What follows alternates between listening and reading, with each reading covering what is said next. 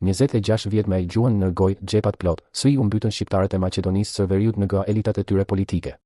Në hijen e sloganit Gjua Shqipe, partitë shqipfolëse ndërtuan pushtet, pasuri dhe varësi politike, ndërsa shqiptarët humbën popullsi, shpresë dhe të ardhme. Për më shumë se 2 dekada, shqiptarëve në Maqedoninë e Veriut u është shitur e njëjta mall i vjetër, Gjua Shqipe. E njëjta parull, i njëjti emocion, e njëjta propagandë.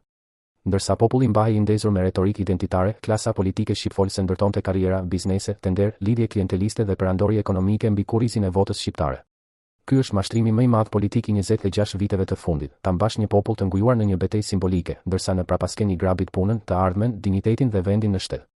Sepse e vërteta është brutale, kur një kauzë kombëtare përdoret pa pushim si reklam elektorale, por shqiptarët vazhdojnë të varfërohen, të largohen dhe të ndihen të pambrojtur, atëherë nuk kemi më përfaqësim politik, por industri mashtrimi. Ligji për përdorimin e gjuhëve e zgjeroi përdorimin zyrtar të shqipes në nivel shtetëror dhe megjithatë çështja e gjuhës vazhdon të riciklohet si temë shpëtimtare sa herë që duhen mbuluar dështimet, korrupsioni dhe pazaret e elitave.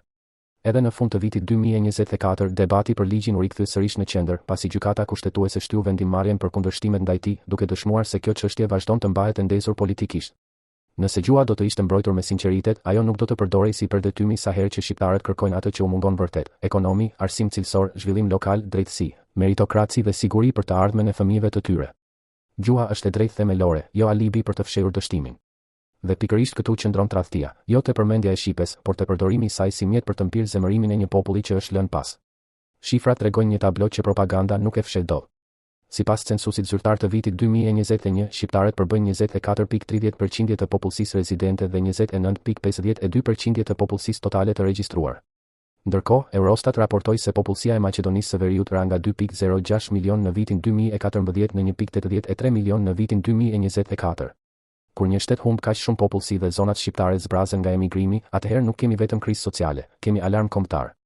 Dhe ndërsa shqiptarët largohen, një pjesë e elitave politike vazhdon të sillet sikur gjithçka shkon mirë, mjafton të ndizet herë pas here sirena e rrezikut ndaj gjuhës. Kjo nuk është më politikë identitare. Kjo është shfrytëzim i identitetit për përfitim. Është modeli klasik i klasës politike që s'të jep zgjidhje, por të jep frikë, që s'të ofron zhvillim, por të mban peng me emocione kombëtare të ricikluara. Në këtë klim, korrupsioni mbetet një plagë e hapur. Transparency International i dha Maqedonisë së Veriut 40 pikë në indeksin e perceptimit të korrupsionit për 2025, pa asnjë përmirësim nga viti i kaluar, ndërsa raportet evropiane dhe vendase vijojnë të flasin për dobësi institucionale dhe nevojë për shumë më tepër përballje reale me korrupsionin. Kjo do të thotë se problemi nuk është vetëm se shqiptarët janë mashtruar. Problemi është se ata janë mbajtur qëllimisht në një cikël varësie, një vend pune për votë, një favor për heshtje, një tender për bindje, një post për nënshtrim.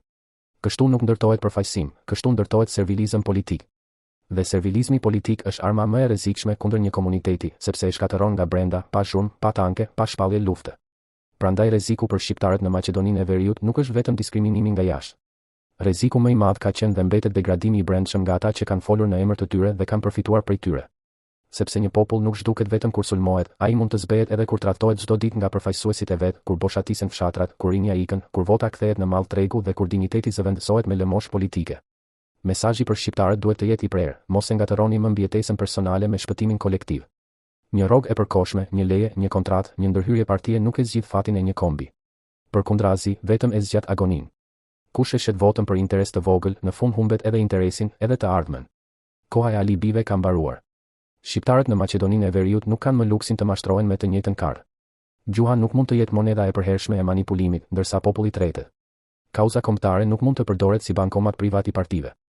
Dhe historia nuk fal ata që për dekada u pasuruan duke i lënë shqiptarët më të varfër, më të shpërndar dhe më të pambrojtur. Populli shqiptar atje nuk ka nevojë për tutor politik që çajnë për kombin në podium dhe negociojnë për veten në prapasken. Ka nevojë për ndëshkim politik të kësaj klase të konsumuar, të korruptuar dhe të dështuar. Sepse shpëtimi nuk vjen nga ata që të shkatëruan.